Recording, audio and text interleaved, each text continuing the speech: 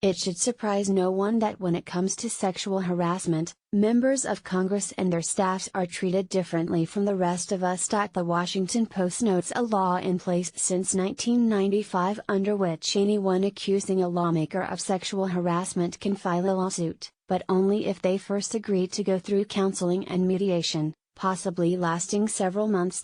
If you think that's a double standard and outrageous, it gets worse.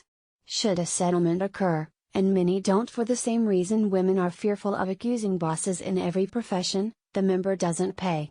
You and I do. The money comes from a special U.S. Treasury fund, and the payments are confidential. In other words, taxpayers are subsidizing boorish, even criminal behavior to protect the reputations of our great leaders, who can't be bothered with the standards they set for the little people they are supposed to serve. The Post found that while most settlements are small, compared with the tens of millions paid by Fox News, the amount still totaled $15.2 million paid to 235 claimants from 1997 to 2014. Representative Jackie Speier, Democrat, California, had it right when she told the newspaper, "It is not a victim-friendly process.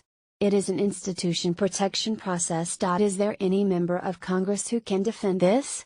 If so, they should be voted out of office.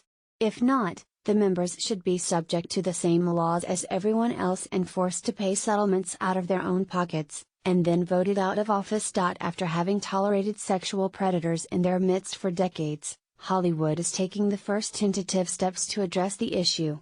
The Academy of Motion Picture Arts and Sciences has announced it will be establishing a code of conduct for its members. One hopes it will have teeth and that violators will never work in this town again. The entertainment industry needs to go further.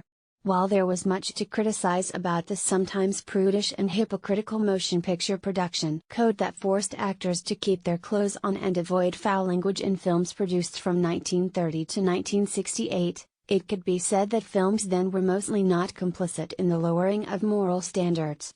That would come later with television, which began pushing against FCC regulations, and then cable and satellite TV, which have no FCC restrictions.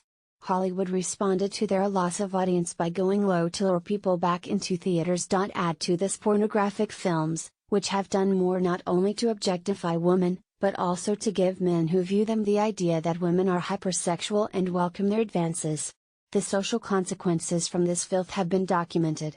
They include marital breakups and establishing a view of women in the minds of some men that no woman can, or should, live down to. Does this material have an effect on young female and male minds? Of course it does, or they wouldn't produce it.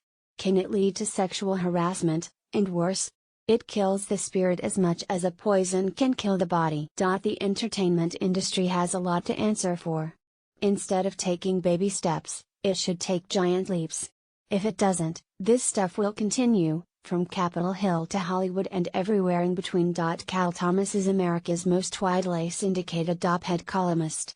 His latest book is What Works: Common Sense Solutions for a Stronger America. Readers may email Cal Thomas at editors@tribune.com.